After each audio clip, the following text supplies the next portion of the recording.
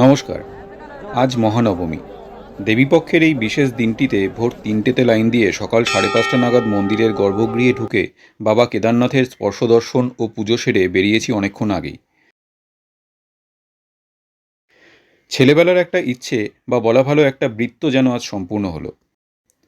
আসলে আমার ক্লাস 5-এর বাংলা পাঠ্য বইয়ে প্রবোধ কুমার সান্যালের লেখা একটা সংক্ষিপ্ত প্রবন্ধ ছিল কেদারনাথের পথে। লেখাটা পড়ে এত ভালো লাগতো যে বাংলা বই খুললেই একবার লেখাটায় চোখ বোলাতাম। আর তখন এই স্থান সম্পর্কে একটা আলাদাই টান অনুভব হতো। পরবর্তীতে সম্পূর্ণ বইটা মানে মহাপ্রস্থানের পথে পড়ে জেনেছিলাম সেই সময় কেদারনাথের যাত্রা বর্তমান সময়ের মতন এতটা সহজ ছিল না। তবু কত পুণ্যার্থী সেই সময়ের দুর্ভেদ্য পথ ও প্রতিকূল পরিবেশ অতিক্রম করে এই স্থানে এসেছিলেন জীবনে একবার এই কেদারনাথ দর্শন পাওয়ার জন্য। সেজন্য শ্রেষ্ঠতম কিনা জানি না, তবে আমার মনে হয় ভগবান শিবের জনপ্রিয়তম জ্যোতির্লিঙ্গটি অবস্থিত হিমালয়ের কোলের এই কেদারনাথ ধামে।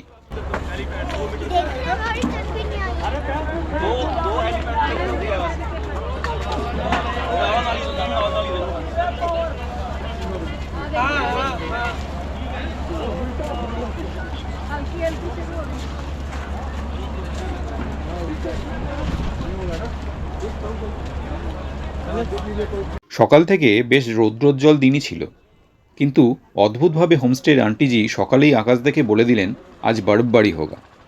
ঠিক না ঠিক দুপুরবেলায় ফেরার পথ ধরতেই শুরু হয়ে গেল তুলোর মতন হালকা আর মিহি এই বরফের বৃষ্টি। বরফের এই টুকরোগুলো তীব্র ঠান্ডা হাওয়ার সঙ্গে উড়ে এসে পড়ছে দূরের ওই পর্বতগুলোর থেকে। ব্যাপারটা আপাতদৃষ্টিতে নিঃসন্দেহে রোমাঞ্চকর ও আনন্দদায়ক, কিন্তু পরবর্তী দুর্যোগের অশনি সংকেতও বটে। যাই হোক, এখন কেদারনাথ মন্দিরের দিকে কপাল ঠুকে নামার রাস্তা ধরা ছাড়া আর কোনোই উপায় নেই আমার কাছে। তবে আপাতত ব্যাপারটা দারুণ উপভোগ্য পর্যায়েই রয়েছে।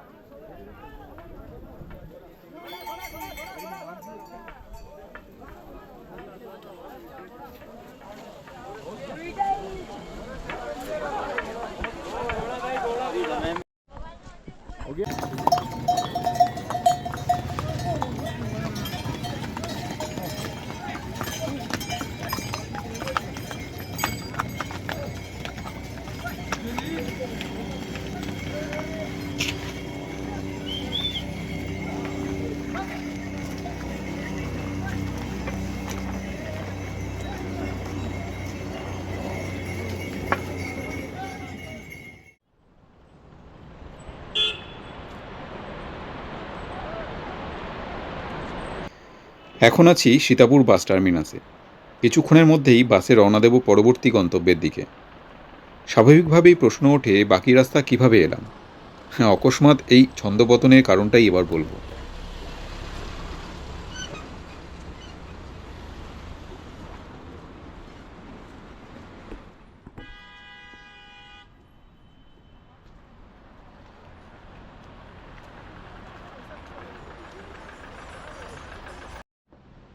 দারুণ আর নিদারুণের মধ্যে পার্থক্য টের পাওয়ানোর জন্য এমন একটা সফরই যথেষ্ট।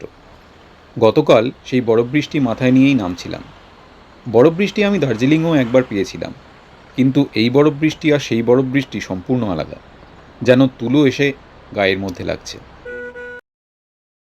বেশ ভালো লাগছিল, কিন্তু শলকলা সম্পূর্ণ হলো বরেলিঞ্চলি আসার পর। আকাশ কালো করে মুষলধারায় বৃষ্টি, আর এই বৃষ্টি সমতলের বৃষ্টির মতন নয়, এর তীক্ষ্ণতাই আলাদা মাত্রার। এক নিমেষে রাস্তা ফাঁকা। পথে যে কজন মানুষ ছিলেন সবাই আশ্রয় নিলেন পাশের ওই গুমটির দোকানগুলোয়। সেই বৃষ্টি চলল প্রায় বিকেল 5টা অবধি। অবশেষে বৃষ্টি ধরলে যাত্রা শুরু করলাম। আস্তে আস্তে সন্ধ্যার অন্ধকার নামছে।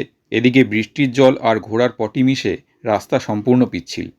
এমন অবস্থায় দুটো ঘোড়া পিছল কেটে আরোহী সমেত রাস্তায় গড়াগড়ি খেল।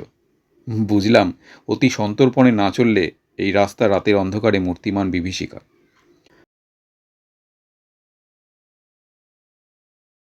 রাত 11:30 নাগাদ ভীমবালিতে এসে রাতের খাওয়া সারলাম।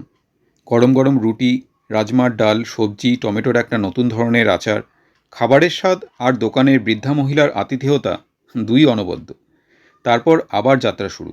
অতি সন্তর্পণে হাঁটতে হাঁটতে শেষ পর্যন্ত যখন গৌরীকুণ্ডের কাছে এসে পৌঁছালাম তখন প্রায় ভোর 4টে। সেখান থেকে গাড়ি নিয়ে সোনপ্রয়াগ, তারপরে সেখান থেকে সীতাপুরে আমার হোটেল। হোটেলের লকারে আমার ট্রলি ব্যাগ রাখা ছিল।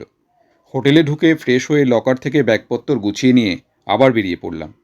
কেদারনাথ যাত্রা শেষ করে এবার এগোতে হবে নতুন গন্তব্যে, বদ্রীনাথের উদ্দেশ্যে।